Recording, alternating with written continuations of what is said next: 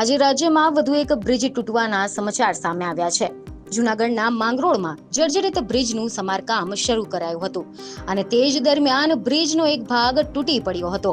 આ ઘટનામાં 8 થી વધુ લોકો 15 ફૂટ ઉપરથી નદીમાં પડ્યા હતા. જોકે તમામનો ચમત્કારિક બચાવ થયો હતો. ત્યારે બીજી તરફ જૂનાગઢ કલેક્ટરનું કહેવું છે કે માંગરોળ નજીક જર્જરિત પુલ તૂટ્યો નથી, સલામતી માટે તોડવામાં આવ્યો છે. આજે કાંત્રોલી ગામ નજીકના પુલનો સ્લેબ ઉતારતી વખતે એક ભાગ પડી ગયો હતો. કોઈ જાનહાનિ કે ઈજા થઈ નથી. માંગરોળ નજીકના પુલનું નિરીક્ષણ બાદ તેને તોડવાની કામગીરી કરવામાં આવી હતી. હવે અહીંયા સવાલ એ થઈ રહ્યો છે કે તોડવામાં આવ્યો હોય તો લોકો આ રીતે નદીમાં કઈ રીતે ખાબકે? જર્જરિત બ્રિજ તોડવાની કામગીરી દરમિયાન હાજર બાળકો ત્યાં શું કરી રહ્યા હતા તે પણ એક મોટો સવાલ છે કે પછી તંત્ર પોતાની ભૂલ છુપાવવા માટે આ સ્પષ્ટતા આપી રહ્યું છે.